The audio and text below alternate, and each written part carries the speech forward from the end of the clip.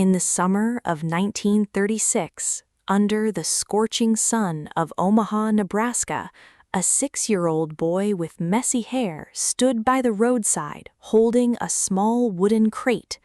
He didn't play hopscotch or hide-and-seek like other children. Instead, he just stood there, counting every Coca-Cola bottle cap people tossed away after buying them from grocery stores. That night, in his small room, the boy sorted the bottle caps into groups to see how many were Pepsi and how many were Coca-Cola. Realizing that Coca-Cola sold the best, the very next day he used his savings to buy 6 packs of Coke for 25 cents from his grandfather's store, then walked door to door to resell them for 5 cents a bottle. Having earned the first 5 cents of profit in his life, the boy smiled with pride. That boy was none other than Warren Buffett. Born in the midst of the Great Depression, when the entire United States was plunged into the darkness of poverty and fear, Warren early on saw the world through numbers. To him, money was not for buying toys, but a ticket to freedom. At the age of 10, while other children dreamed of becoming astronauts or firefighters, Warren went to the Omaha Public Library and devoured every book with the word finance. He read so much that he memorized complex columns of financial statistics. Warren Buffett's youth was a series of long days on a paper route bicycle. He didn't just deliver one newspaper, he optimized his route to deliver 2 different newspapers at the same time, personally designing the distribution map to save every single second. By age 15, from his newspaper earnings and renting out pinball machines, Warren owned a large farm purchased with his own money.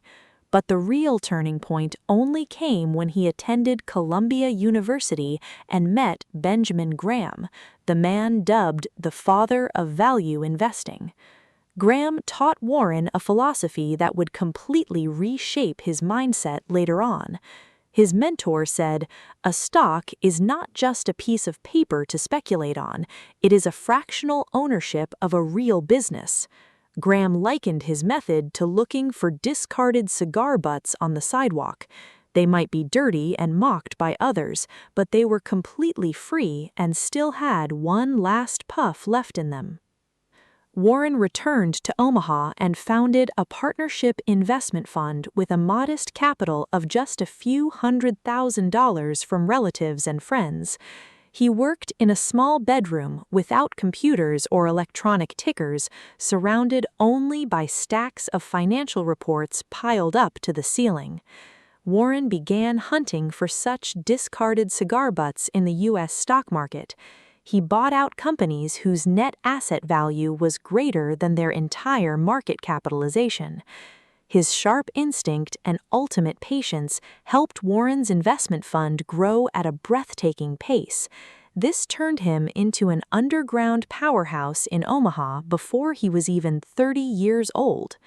Yet even the greatest minds make mistakes.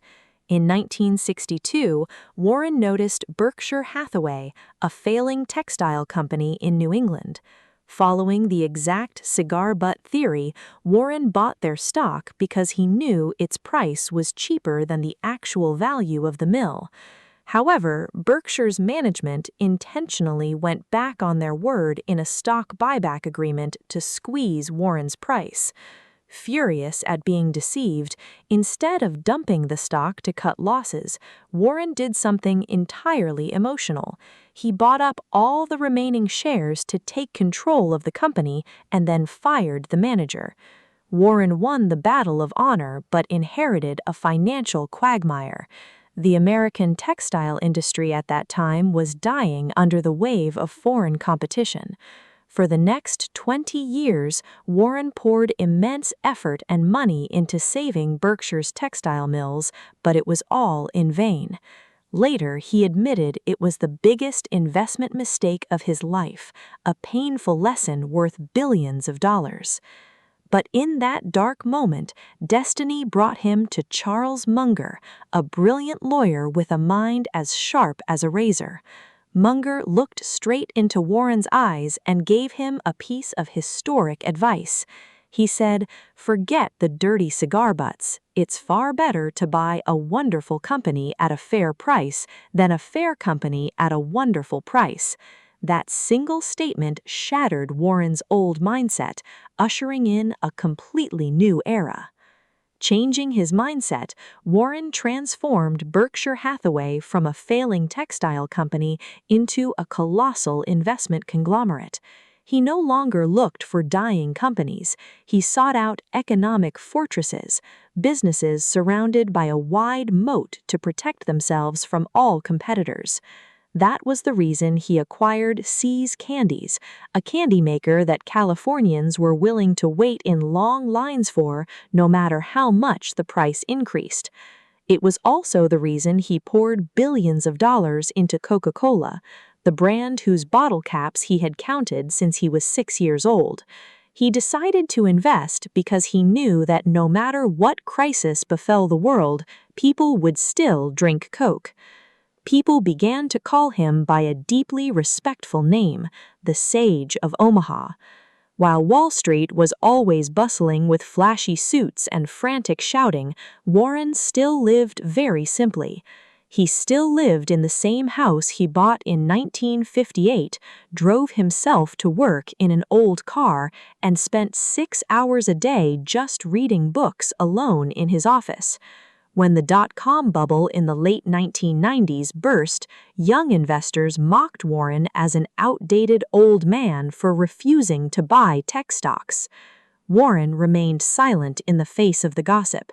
He calmly said, "I don't jump into things I don't understand." Just a few years later, when the bubble burst, trillions of dollars evaporated, and those who once mocked him went bankrupt. Meanwhile, Warren Buffett just sat there as steady as a cooled volcano.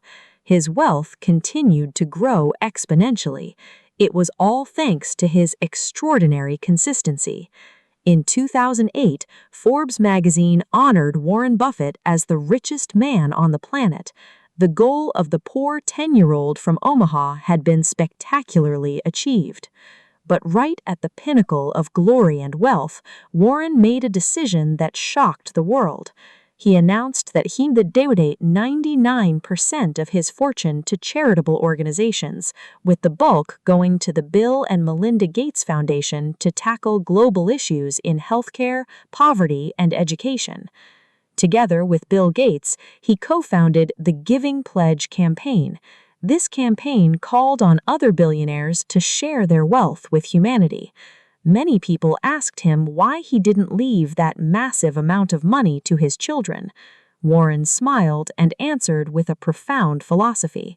He said, "I want to give my kids just enough so that they would feel like they could do anything, but not so much that they would feel like doing nothing." To Warren, money was never the sole measure of success. He did not buy luxury yachts, nor did he own expensive art collections. The greatest legacy he wanted to leave behind was not the figures in a bank account, but lessons on integrity, patience, and a lifestyle of utmost humility. Today, in his 90s, every morning Warren Buffett still drives himself through McDonald's to get breakfast. He buys a breakfast combo costing no more than $3.17, depending on whether the stock market went up or down the previous day. He still goes to the office to work every day. He still reads books and enjoys the pure joy of understanding the business world. Warren Buffett's life is like the eighth wonder of the world, compound interest. It is not just the accumulation of dollars over the years, but the accumulation of knowledge, deep relationships, and a great character. When asked by a student to define success, the man who holds the lifeline of hundreds of major businesses didn't mention money at all. He looked down at the auditorium and said, "When you get to my age, you'll measure your success in life by how many of the people you want to have love you actually do love you." He further emphasized, "That's the ultimate test of how you have lived your life." The 6-year-old boy who once picked up bottle caps on the Omaha sidewalk has now proven to the world a truth forever tied to his name. True wealth is not what you hold in your hands. True wealth is the beautiful values you have planted and left for this world.